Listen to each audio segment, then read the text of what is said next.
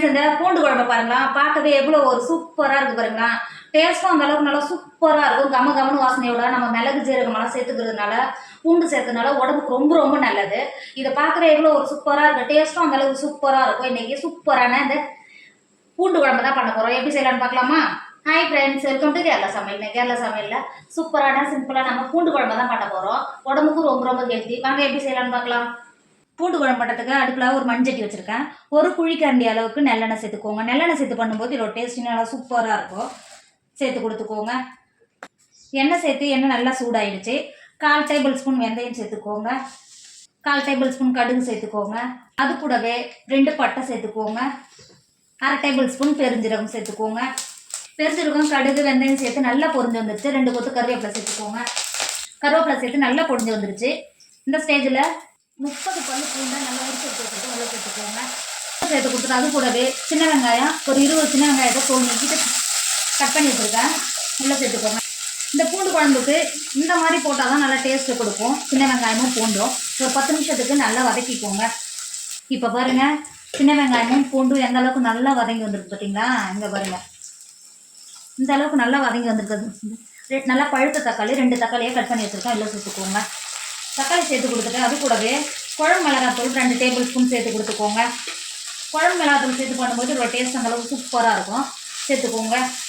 சேர்த்துட்டு தக்காளி கூடவே நம்ம சேர்த்த மிளகாத்தூளும் நல்லா பச்சை வடை போயிடும். நல்லா வதக்கிக்கோங்க. சேர்த்து கொடுத்துட்டு அது கூடவே ஒரு டேபிள் ஸ்பூன் உப்பு சேர்த்துக்கோங்க. உப்பு சேர்த்து வதக்கும்போது நம்ம தண்ணி சேர்க்கணும்னு அவசியம் கிடையாது. நம்ம சேர்த்த எண்ணெயிலேயே தக்காளி தண்ணி இறங்கி வரும்ல, இதில் நல்லா வதங்கி வந்துடும். உப்பு சேர்த்து நல்லா வதக்கிக்கோங்க. இப்போ பாருங்கள், நம்ம தண்ணி எதுவும் சேர்க்கலை. நான் நல்லா மசாலாவோட தக்காளி எந்த அளவுக்கு நல்லா வெந்து வந்துருக்கு பார்த்தீங்களா? இப்போ இந்த ஸ்டேஜில் 1/2 நெல்லிக்காய் சைஸு புளியை நல்லா கரைச்சிட்டு வடிகட்டி எடுத்து வச்சுருக்கேன். உள்ளே சேர்த்துக்கோங்க. புளி தண்ணி சேர்த்துட்டு அது கூடவே உங்களுக்கு குழம்புக்கு எந்த அளவுக்கு தண்ணி சேவையோ அந்த அளவுக்கு தண்ணி சேர்த்துக்கோங்க. நம்ம 1 டேபிள் ஸ்பூன் மட்டும்தான் உப்பு சேர்த்துருக்கோம். ஒரு 1/2 டேபிள் ஸ்பூன் உப்பு சேர்த்துக்கோங்க. உப்பு சேர்த்துட்டு நல்லா கலந்து கொடுத்துக்கோங்க.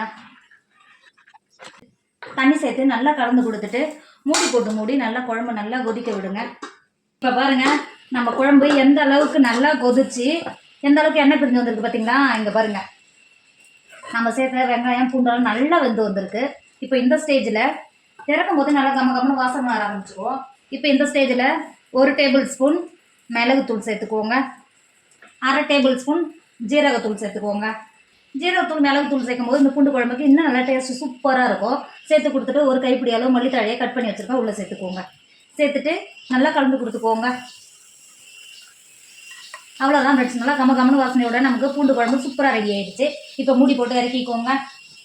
ஃப்ரெண்ட்ஸ், இப்போ பாருங்கள், எவ்வளோ ஒரு கமன்னு வாசனையோட சூப்பராக பூண்டு குழம்பு சூப்பராக ரெடி ஆகிடுச்சு. இதோட டேஸ்ட் அந்த அளவுக்கு சூப்பராக இருக்கும். கண்டிப்பாக நீங்கள் ட்ரை பண்ணுங்கள். என்னோட வீடியோ உங்களுக்கு பிடிச்சிருந்தா உங்கள் ஃப்ரெண்டு உங்கள் ஃபேமிலிக்கு ஷேர் பண்ணுங்கள். மறக்காமல் கேரளா சமையலை சப்ஸ்கிரைப் பண்ணிக்கோங்க. தேங்க்யூ.